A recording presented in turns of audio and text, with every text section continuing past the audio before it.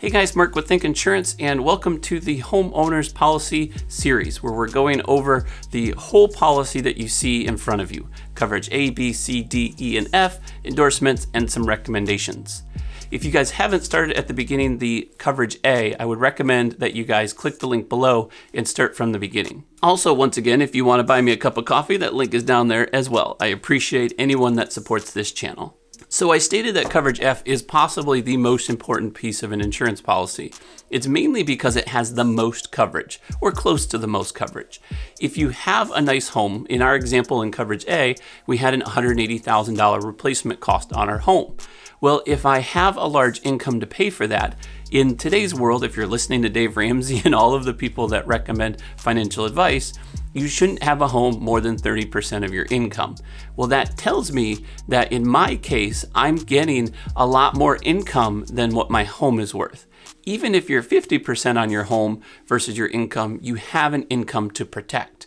And the liability is anything that you're liable for. It's protecting you in the case that you make a mistake. Something happens. Somebody gets hurt on your property and you have to cover that. Instead of you having to out-pocket that amount, this is going to cover you in those scenarios. Now, this is the part that everybody wants to know if they're going to sue you or the insurance company. Essentially, the way that you want your liability to look is you want to make sure that your insurance has more money than you. And when people look at those two scenarios, they're saying, how much can I get from his insurance company?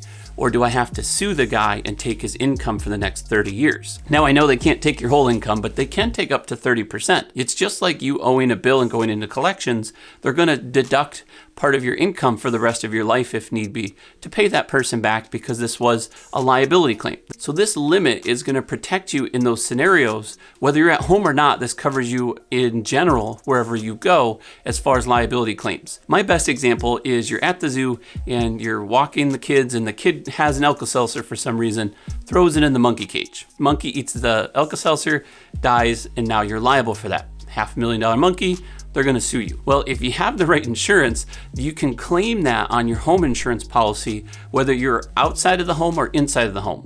The most common reason and way that this works is somebody slips down the steps, especially if you're in a climate where it's cold and it freezes. As long as you're taking care of your property correctly and not negligent in that scenario, then they're going to have to go after your medical, which we're going to talk about in the next section. If your medical gets exhausted, now they have to go after somebody. They can either go after you or your insurance. And your insurance has a lot more money available. It's liquid. And they want to go after that more often than they want to go after you. Unless it's a large claim and you have more income and more money than what your insurance has, now it's going to make more sense to go after you. Easily put, if you're negligent in almost any case scenario, you're going to be protected to the limit that you set. Most commonly, people will do 300 or 500,000 liability limit.